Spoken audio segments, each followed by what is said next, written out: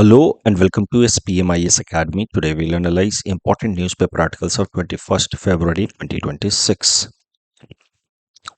Please note you can download the PDF version of today's newspaper analysis by clicking the link given in the comment section. This is the list of the topics that we'll be covering from today's newspaper. So before I take up the first topic of the day, let us have once again little bit discussion about Indus Water Treaty, especially with respect to water sharing provision. देखिए, कल मैंने comment section में एक दो students के doubt देखे with respect to percentage of water sharing कि sir 20-80 है या 25% 75% है, क्या है? क्योंकि कहीं कहीं 20-80 देखने को मिलता है, आपने कहा 25%, तो ये डिस्क्रिपेंसी है क्यों? समझिए बात को ध्यान से। इंडस वाटर ट्रीटी कहता है कि western rivers Indus, Jhelum, Chenab, इन नदियों का पानी पाकिस्तान इस्तेमाल करेगा, एक्सक्लूसिव यूज फॉर पाकिस्तान। वहीं eastern rivers Ravi, Beas, Sutlej, their water will be for exclusive use by India. ठीक है, तो वेस्टर्न रिवर्स का पानी पाकिस्तान यूज करेगा, ईस्टर्न रिवर्स का पानी भारत यूज करेगा। तो इस तरीके से अगर मोटा मोटा देखा जाए, इंडस रिवर सिस्टम का 80% वाटर पाकिस्तान को दिया गया है, 20% भारत को दिया गया है, क्योंकि बियाज, रावी, सतलज का पानी मिला करके 20% ही होता है overall water discharge of Indus river system का। तो यहां से 80-20 वाला मामला आता है। कल जो मैंने आपको बताया था वो बात ध्यान से समझिएगा। ईस्टर्न नदियां तो पूरी तरीके से भारत इस्तेमाल करेगा इनके वाटर को, थोड़ा बहुत वाटर भारत को ऑफकोर्स छोड़ना होगा ताकि इन नदियों का इकोलॉजिकल फ्लो बना रहे।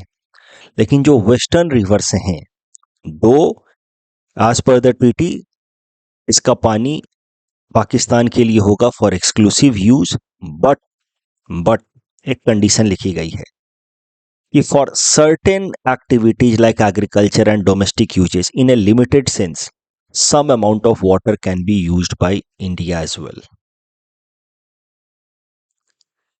तो ईस्टर्न रिवर का पानी पूरी तरीके से भारत के पास होगा, बट वेस्टर्न रिवर का पानी इंडस, झेलम, चेनाब का लगभग 232 क्यूबिक किलोमीटर जो लगभग एनुअल फ्लो होता है, उसमें से 170 क्यूबिक किलोमीटर पाकिस्तान के लिए होगा। लगभग 62 क्यूबिक किलोमीटर पानी भारत इस्तेमाल कर सकता है फॉर सर्टेन एक्टिविटीज। लिमिटेड तरीके की एक्टिविटीज डिफाइन की गई हैं, बट उसके लिए इस्तेमाल कर सकता है भारत। तो 232 का 62 क्यूबिक किलोमीटर लगभग 26% के आसपास आता है। तो मतलब पॉइंट ये है कि वेस्टर्न नदियों का पानी भारत लगभग 25 से 26% तक इस्तेमाल कर सकता है, but that too in a limited sense. इसीलिए तो जब भी कोई डैम बनाता है भारत, रातले डैम बनाया चेनाब पे, या फिर इस तरीके का कोई भी डैम बनाया, नीलम नदी पे बनाया, तो जब भी कोई हम डैम बनाते हैं इन तीन नदियों के ऊपर या इनके ट्रिब्यूटरीज के ऊपर, तो फिर पाकिस्तान ऑब्जेक्शन रेज करता है। भारत कहता है कि हम ये डैम की मदद से पानी जो इस्तेमाल करेंगे that will be in line with the principles of Indus river treaty, जिसमें हमारे पास हक है लगभग 25% तक पानी इस्तेमाल करने का इन अ सर्टेन मैनर। आप समझिए, अगर डिस्प्यूट, अगर एकदम सेग्रीगेशन होता कि ये नदियां भारत की, ऊपर की नदियां पाकिस्तान की, भारत इस पे डैम बना ही नहीं सकता, तब तो फिर डिस्प्यूट होता किस लिए? तो किशन गंगा प्रोजेक्ट पे डिस्प्यूट हुआ, या फिर रातले डैम प्रोजेक्ट पे डिस्प्यूट हुआ, बगलिहार डैम प्रोजेक्ट पे डिस्प्यूट हुआ, वो इसलिए क्योंकि एक थोड़ा सा कंफ्यूजिंग पॉइंट है इंडस वाटर ट्रीटी में, वो ये कि जो वेस्टर्न नदियां हैं उनका कुछ पानी, लगभग 25 से 26% तक पानी भारत इस्तेमाल कर सकता है for certain amount of non consumptive uses. ये थोड़ा एम्बिगुअस प्रोविजन है। तो आई होप आपको 80-20 वाला मामला क्या है वो समझ आया, 725 वाला मामला क्या है वो समझ आया। ओवरऑल रिवर सिस्टम का 20% भारत के पास, 80% पाकिस्तान के पास। इन वेस्टर्न नदियों का लगभग 25% पानी भारत इस्तेमाल कर सकता है in a limited sense, non consumptive sense. अब आज का पहला टॉपिक लेते हैं। India participated as observer in Donald Trump's board of peace. Important from our syllabus GS paper 2 international relations point of view. देखिए, मैंने पिछले महीने भी आपको बताया था और सितंबर महीने लास्ट ईयर भी हमने कवर किया था कि ये आइडिया कि US president Donald Trump has constituted board of piece for Gaza. Gaza के अंदर पिछले 3 सालों से लगातार बॉम्बार्डिंग हो रही है इजराइल द्वारा। गाजा के अंदर गाजा से ऑपरेट करने वाला जो एक मिलिटेंट ग्रुप है हमास, पहले उसने इजराइल के ऊपर अटैक किया 2023 में अक्टूबर महीने में। उसके बाद से और इजराइल के कई सारे सिटीजन्स को, आर्म्ड फोर्सेस को हॉस्टेज भी बनाया हमास ने। उसके बाद से Israel is continuously bombarding Gaza region with the aim of eliminating Hamas. But उस प्रोसेस में बहुत सारा कोलैटरल डैमेज हो रहा है, सिविलियन पॉपुलेशन मारे जा रहे हैं, and Gaza has become one of the ground for severe humanitarian crisis. फिर गाजा के अंदर जो ह्यूमैनिटेरियन क्राइसिस हो रही है उसको रोकने के लिए डोनाल्ड ट्रंप सामने आए। सितंबर 2025 में, पिछले साल, उन्होंने 20 पॉइंट गाजा पीस प्लान सामने रखा with the aim of reconstruction of Gaza, जिसमें बोला गया कि Hamas will demilitarize itself, surrender itself, join the peace process. साथ ही साथ इजराइल विल स्टॉप बॉम्बार्डिंग, फिर गाजा के अंदर रिकंस्ट्रक्शन का काम शुरू होगा। तो ये 20 points of Gaza peace plan जो डोनाल्ड ट्रंप ने रखा, इसके इम्प्लीमेंटेशन को इंश्योर कराने के लिए, इन 20 पॉइंट्स को इम्प्लीमेंट कराने के लिए, फिर डोनाल्ड ट्रंप ने यह भी प्रपोज किया कि there should be a Gaza board of peace. एक बोर्ड बनेगी जिसमें दुनिया के अलग अलग देश के रिप्रेजेंटेटिव्स आएंगे। It will be headed by Donald Trump. The board of piece will have an executive team. That executive team will be headed by Donald Trump. तो 20 पॉइंट पीस प्लान और उसको इंप्लीमेंट करने के लिए गाजा बोर्ड ऑफ पीस। दुनिया के अलग अलग देशों को इनविटेशन भेजा गया कि आप अपने रिप्रेजेंटेटिव्स को भेजें गाजा बोर्ड ऑफ पीस को ज्वाइन करने के लिए। भारत को भी इनविटेशन आया। अब थोड़ा यहाँ पे एक इंट्रिकेट मामला है, वो समझिए कि ये जो डोनाल्ड ट्रंप द्वारा लेड इनिशिएटिव है 20 पॉइंट पीस प्लान और उससे associated Gaza board of peace to see its implementation, इसका इम्प्लीकेशन ये है कि एक यूएन की पैरेलल एंटिटी खड़ी हो रही है। जो काम यूनाइटेड नेशंस को करना चाहिए वो काम अब अमेरिका कर रहा है, उसके प्रेसिडेंट कर रहे हैं। तो कहीं ना कहीं it undermines, weakens the position of United Nations. दुनिया भर में पीस एंड सिक्योरिटी को इंश्योर कराने का काम यूनाइटेड नेशन के अंदर उसकी principal organ United Nation Security Council की है, और यूएनएससी वो काम नहीं कर रहा है और अमेरिका वो काम कर रहा है। ये ऐसे समझिए जैसे आप फिल्मों में देखते हैं कि किसी एरिया के अंदर कोई एक डॉन होता है, वही उस पूरे एरिया में पीस, सेफ्टी, सिक्योरिटी, गरीबों का मसीहा बन जाता है। पुलिस अपना काम नहीं कर रही है, जो इंस्टीट्यूशनलाइज्ड एंटिटीज हैं वो अपना काम नहीं कर रही हैं, और कोई एक मसीहा आ जाता है और वो लोगों को बचा रहा है। ऐसा ही कुछ मामला हो जा रहा है। तो इंस्टीट्यूशनलाइज सिस्टम्स को वीकेन करने वाला मामला हो गया। भाई डोनाल्ड ट्रंप या कोई भी देश, अमेरिका, वो क्यों पीस प्लान को इम्प्लीमेंट करेगा? वो क्यों ओवरसी करेगा? दुनिया के दो देशों के बीच में अगर वॉर हो रहा है तो वहां पे कैसे पीस हो? बट इस ये जो 20 पीस पॉइंट है और उसको ओवरसी करने के लिए गाजा बोर्ड ऑफ पीस है, इसको अगर भारत जैसा देश ज्वाइन कर लेता है तो कहीं ना कहीं हम इनडायरेक्टली कंसीड कर बैठेंगे कि हाँ, we also do not have much trust in United Nations and we believe US is the global leader which should hold the authority to ensure peace and security across the world. एक दूसरा concern भी है इस board of piece को लेकर के कि चूंकि ये यूएस सेंट्रिक इनिशिएटिव है तो न्यूट्रलिटी का हमेशा ही कंसर्न रहेगा। इम्पार्शियल तरीके से फैसला हो वो हमेशा ही डिस्प्यूटेड रहेगा, क्योंकि US is known for having allegiance towards Israel. लेकिन यहाँ पे जो मेन मामला है वो है यूनाइटेड नेशंस का, specially United Nations security council का। और भारत हमेशा से ही कहता रहा है कि we believe in global order, we believe in institutionalize solution, we believe that for any conflict the solution should be UN made and UN led. अब ये जो, देखिए डोनाल्ड ट्रंप भी बहुत चतुर है। Donald Trump Gaza peace plan की मदद से अमेरिका की जो सुप्रीमेसी है, हेजेमनी है, उसको रीडिस्कवर करने की कोशिश कर रहे हैं।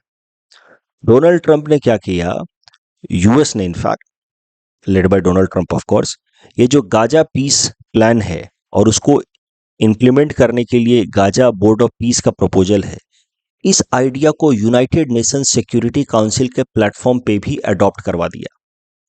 यूएनएससी का resolution number 2803, very important for upcoming exams, उसको लास्ट ईयर नवंबर में पास किया गया, जिसमें यूएनएससी के 15 में से 13 मेंबर्स ने सपोर्ट किया, 2 मेंबर्स रसिया एंड चाइना ने एब्सटेन किया, वोट नहीं किया। अब सवाल ये उठता है कि रसिया और चाइना ने आखिर वीटो क्यों नहीं कर दिया, रोक क्यों नहीं दिया? क्योंकि अब यूएनएससी ने भी indirectly after passing this resolution जिम्मेदारी दे दी अमेरिका को कि हाँ सर आप करो, हमारा पूरा सहयोग है आपके साथ। तो कहीं ना कहीं अमेरिका की इससे हेजेमनी स्ट्रेंथन हो रही है, सुप्रीमेसी डोमिनेंस स्ट्रेंथन हो रही है। इसको वीटो करना चाहिए था रसिया और चाइना को, बट रसिया और चाइना इसलिए वीटो नहीं कर पाए क्योंकि कई सारे अरब देश, मुस्लिम देश चाहते हैं कि अब गाजा में पीस आए, और वो अमेरिका के साथ हैं ऑन दिस आइडिया कि हाँ ठीक है, एक पीस प्लान लेकर के अमेरिका आगे तो बढ़ा है। अब अगर यूएनएससी प्लेटफॉर्म पे रसिया या चाइना इसको एब्सटेन उन्होंने वोट नहीं किया, एब्सटेन किया, अगर वो उसको ऑब्स्ट्रक्ट कर देते वीटो करके, तो फिर ये अरब देश, मुस्लिम देश रसिया और चाइना के अगेंस्ट हो जाते। यही एक बड़ा कारण है कि बाकी जो 2 परमानेंट मेंबर्स हैं यूएनएससी में, यूके एंड फ्रांस, उन्होंने वोट कर दिया in the favour of this resolution, क्योंकि अरबिक देश, मुस्लिम देश चाह रहे हैं कि कैसे भी गाजा में पीस हो, इजराइल को रोका जाए। उनको लगता है डोनाल्ड ट्रंप ही उसको रोक सकता है। अगर इस रिजोल्यूशन को ऑब्स्ट्रक्ट किया जाता तो Arabic countries would get angry with China, Russia, UK या फ्रांस। लेकिन ये देश ना चाहते हुए भी यूके और फ्रांस ने वोट किया in favour of this resolution, और रसिया और चाइना ने एब्सटेन किया। वोट तो नहीं किया तो कम से कम एब्सटेन कर लिया। तो अब यूएस को एक तरीके से लेजिटिमेसी मिल गई है, जस्टिफिकेशन मिल गया है to lead peace programme in Gaza.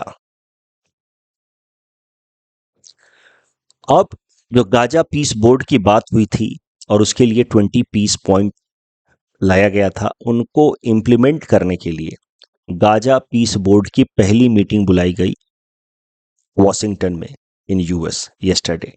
तो दुनिया के 27 देशों ने अपने रिप्रेजेंटेटिव्स भेजे, यानी कि 27 देशों ने ऑफिशियली इस बोर्ड ऑफ पीस प्लान में पार्टिसिपेट किया ऑफ डोनाल्ड ट्रंप। उसमें Israel, Pakistan, Egypt, Saudi Arabia जैसे देश हैं।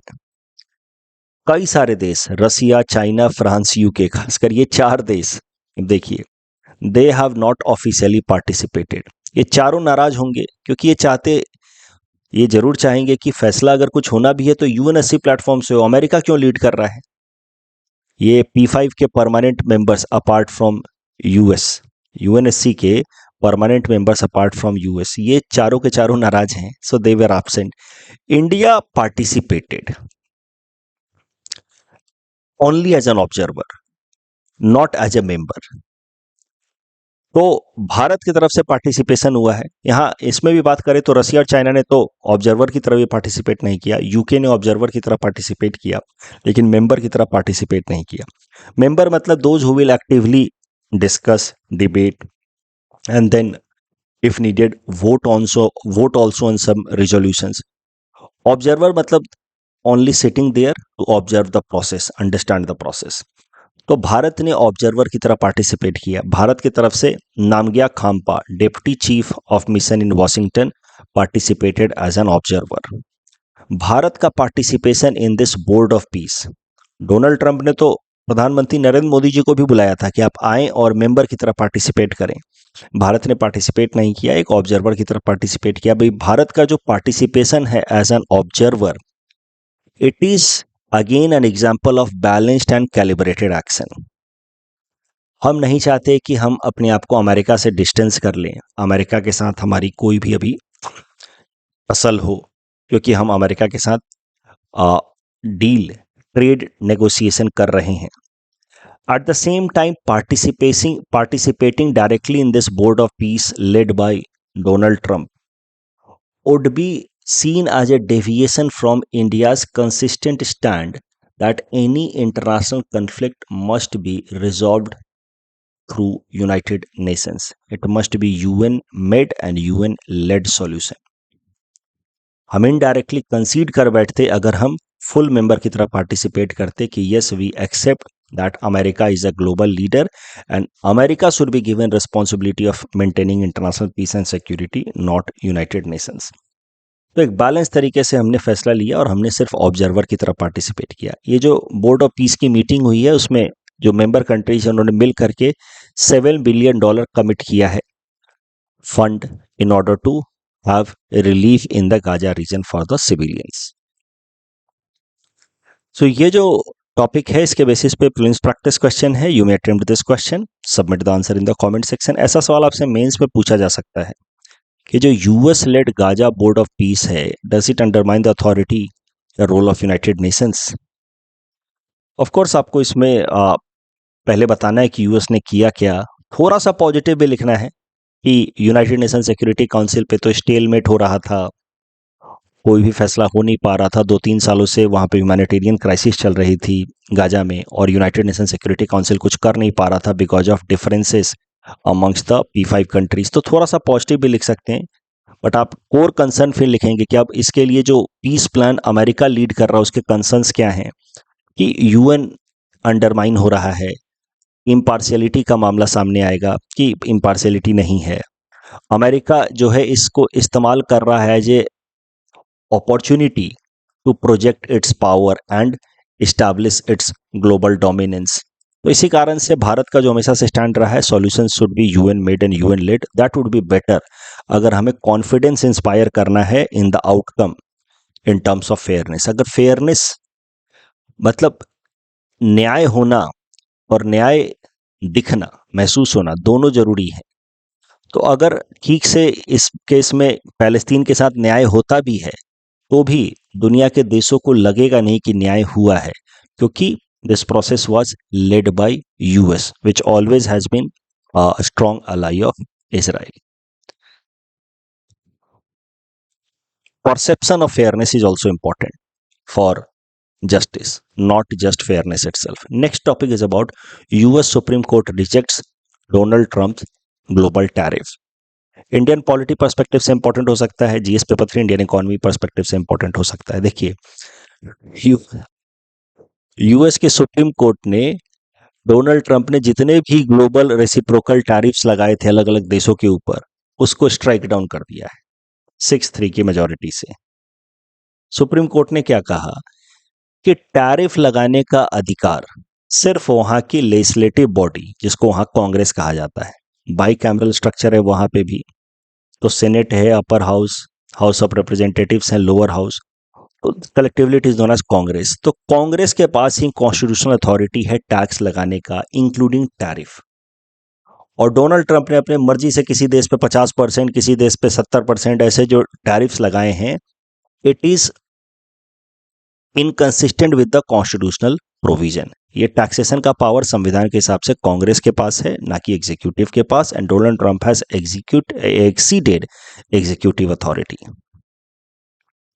अब ये जो फैसला सुनाया है सुप्रीम कोर्ट ने, उसका इम्पैक्ट क्या हो सकता है? दुनिया के अलग अलग देश की जो कंपनियां हैं जिन्होंने टैरिफ लगभग पे किया है $133 बिलियन के आसपास, because of the increase tariff rates, $133 billion have to be और वेयर टू बी पेड, अभी तक पे किया गया है अमेरिका को। अब दुनिया की ये कंपनियां रिफंड मांग सकती हैं अमेरिका से कि हमारा पैसा दो, क्योंकि तुमने ये जो टैरिफ लगाया वो तो इलीगल तरीके से था, अनकॉन्स्टिट्यूशनल था।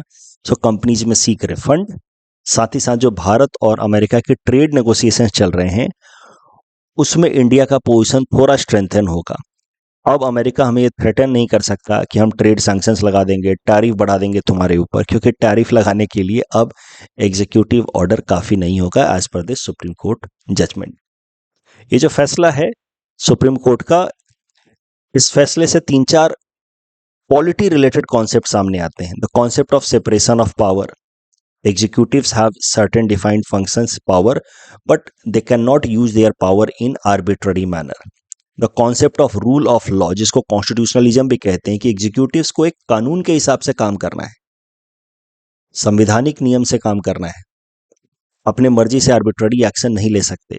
तो ये सब बातें भी सामने देखने को मिलती हैं। अमेरिका में ये कॉन्सेप्ट फॉलो हो रहा है, rule of law, constitutionalism, and executives must restrain their actions, it must not be arbitrary. Topic basis पे फ्लुएंस प्रैक्टिस क्वेश्चन है। Please attempt this question and submit the answer in the comment section. Next topic is about vibrant village programme phase 2, important from our syllabus GS paper 2 international relations point of view. Vibrant village programme was first introduced in the budget 22-23। उसका phase 1 launch हुआ, जिसका मुख्य गोल था कि भारत का जो border area है China के साथ, वहां पे इंफ्रास्ट्रक्चर को स्ट्रेंथन किया जाए, जैसे वहां पे हाउसिंग एक्टिविटीज को प्रमोट किया जाए, रोड, बाकी एमिनिटीज को प्रमोट किया जाए, ताकि वहां पे टूरिज्म बढ़े, लाइवलीहुड जनरेशन हो। अदरवाइज हो क्या रहा है कि वहां पे पुअर फैसिलिटीज के कारण गांव के लोग जो हैं अपने गांव के जमीनों को छोड़ छोड़ करके शहरों में आकर के सेटल हो रहे हैं। तो सॉर्ट ऑफ वहां पे घोस्ट विलेजेस जैसे क्रिएट हो जा रहे हैं, यहाँ पे कोई रहता ही नहीं है। और चाइना इसका फायदा उठा करके धीरे धीरे इनकर्सन करता जा रहा है और ज्यादा हमारी जमीनों को ऑक्यूपाई करने की कोशिश कर रहा था। So it is very important that our people remain settled in the frontier area to ensure prevention of incursion by China. तो इसी मकसद से भारत सरकार लेकर के आई वाइब्रेंट विलेज प्रोग्राम फेज 1। इसको एक सेंट्रल स्पॉन्सर्ड स्कीम की तरह लॉन्च किया गया। भारत सरकार की तरफ से मिनिस्ट्री ऑफ होम अफेयर्स इसको ओवरसी कर रही थी। तो फेज 1 में तो मेन लक्ष्य था चाइना के इनकर्सन को रोकना, लेकिन अब vibrant village programme phase 2 launch किया गया है। इसको अनाउंस पिछले साल भारत सरकार ने कर दिया था कि अब फेज 2 हम लेकर के आएंगे, जिसमें लगभग 6,839 करोड़ 6,839 करोड़ खर्च किए जाएंगे। इसमें सिर्फ चाइना से सटे हुए विलेजेस पे फोकस नहीं किया जाएगा, बाकी जो देश हैं पाकिस्तान, नेपाल, बांग्लादेश, भूटान, इनके साथ भी जो सटे हुए विलेजेस हैं उनके इंफ्रास्ट्रक्चर को स्ट्रेंथन किया जाएगा। तो टोटल 1954 स्ट्रेटेजिक विलेजेस के अंदर इंफ्रास्ट्रक्चर स्ट्रेंथन किया जाएगा। भारत के लगभग 18-19 स्टेट जो इसके अंदर कवर्ड हैं, इंक्लूडिंग असम। तो असम के अंदर भी अब इंफ्रास्ट्रक्चर को स्ट्रेंथन किया जाएगा under vibrant village programme phase 2 in the border areas, खासकर ताकि हमारा जो बॉर्डर एरिया पे सेटलमेंट अच्छा रहे, स्ट्रांग रहे, तो इनकर्सन को हम लोग प्रिवेंट कर पाए। इसमें अलग अलग स्टेट, जैसा कि मैंने आपको बताया, उसमें असम भी है। और ये जो प्रोग्राम है वाइब्रेंट विलेज प्रोग्राम फेज 2, इसमें आपको प्रीलिम्स पर्सपेक्टिव से ये बात याद रखनी है कि phase 1 was central sponsored scheme, but phase 2 is central sector scheme. Phase 2 को पूरी तरह से भारत सरकार इसके खर्चे उठाएगी। और फेज 2 को ऑफिशियली लॉन्च कर दिया हमारे होम मिनिस्टर अमित शाह जी ने from Nathanpur village in the Cachar district. Cachar district के नाथनपुर विलेज से अमित शाह जी ने phase 2 of vibrant village programme को लॉन्च कर दिया है। टॉपिक के बेसिस पे प्रीलिम्स प्रैक्टिस क्वेश्चन है। Please attempt this question and submit the answer in the comment section. Next topic is about national commission for scheduled tribes celebrates 23rd foundation day. Indian polity perspective से खासकर जो topic है constitutional bodies, उस segment से relate करके इस topic को देखा जा सकता है। देखिए, हमारा जब संविधान अडॉप्ट किया गया तो उसमें आर्टिकल 338 जो ओरिजिनली था, उसमें बात की गई थी कि there will be a special officer for SC and ST community. बाद में 65th अमेंडमेंट इन 1990 की मदद से इस special officer of SC ST के बजाय एक परमानेंट कमीशन बना दिया गया, national commission for SC ST, under article 338। तो पहले स्पेशल ऑफिसर की व्यवस्था थी, बाद में कमीशन बना दिया गया, national commission for schedule caste and schedule tribe. उसके बाद 2003 में फिर से एक अमेंडमेंट लाया गया, 89th अमेंडमेंट, और उसकी मदद से national commission for schedule cast अलग कर दिया गया, national commission for schedule tribe अलग कर दिया गया। National commission for schedule cast under article 338 and national commission for schedule tribe under article 338 ए कर दिया गया। तो बेसिकली जो पहले से था national commission for schedule caste and schedule tribes, उसको बना दिया गया national commission for schedule cast only, और एक नया कमीशन कॉन्स्टिट्यूशनल बॉडी बनाई गई, national commission for schedule tribe under article 338 ए। वही न्यूज है। अच्छा, तो ये अलग से इसलिए बनाया गया क्योंकि शेड्यूल ट्राइब्स के जो प्रॉब्लम्स हैं, कंसर्न्स हैं, और उनके जो इकोनॉमिक स्टेटस है, that is quite distinct from the schedule caste community. तो इसलिए भारत सरकार को लगा कि दोनों के इंटरेस्ट को ओवरसी करने के लिए अलग अलग कॉन्स्टिट्यूशनल बॉडीज होनी चाहिए। तो इसी कारण से एनसी एससी एसटी को सेग्रीगेट करके एनसी एससी अलग बना दिया गया, एनसी एसटी अलग बना दिया गया। NC ST overseas the exclusive issues related with schedule tribe. NC ST को बनाया गया साल 2004 में, तो उसके 23rd फाउंडेशन डे को मनाया जा रहा है। That is not very important news, but fact जो है with respect to schedule caste and schedule tribe की, पहले स्पेशल ऑफिसर था, फिर national commission for schedule caste and schedule tribe हुआ, बाद में दोनों को बाइफर्केट कर दिया। ये फैक्ट आपको ध्यान रखना चाहिए from prelims as well as mains perspective. मान लीजिए कि कभी शेड्यूल ट्राइब्स पे कोई मेंस में भी क्वेश्चन आया हो कि शेड्यूल ट्राइब्स के इंटरेस्ट को प्रोटेक्ट करने के लिए भारत सरकार ने क्या क्या स्टेप्स लिए हैं, तो उसमें एक स्टेप आप ये लिख सकते हैं कि उनके लिए एक अलग से कॉन्स्टिट्यूशनल बॉडी बनाई गई है as a result of 89th amendment act. Topic के बेसिस पे प्रीलिम्स प्रैक्टिस क्वेश्चन है। Please attend this question and submit the answer in the comment section. Indus river system से जो प्रश्न था उसका सही आंसर होगा सतलज। रेयर अर्थ एलिमेंट्स के बारे में मैंने आपको बताया था कि ऐसा नहीं है कि वो रेयर अमाउंट में है, ट्रेसेस में है, अमाउंट उनकी ठीक ठाक सी है, लेकिन जहां पे भी है वो ट्रेसेस में है, कम अमाउंट में है। ऐसा नहीं कि अमाउंट उनकी ओवरऑल ठीक ही है अगर ओवरऑल देख लिया जाए तो, लेकिन जहां भी मिलते हैं वो ट्रेसेस में मिलते हैं, इसलिए उनको कहा जाता है रेयर अर्थ एलिमेंट्स। तो इस कारण से second statement is wrong. MANAV में जो एन है that is wrong. N stands for national sovereignty, not nationalization for AI forms. Next जो एआई सबमिट होगा that will be in Switzerland. That's all from our side for today. Thanks for watching.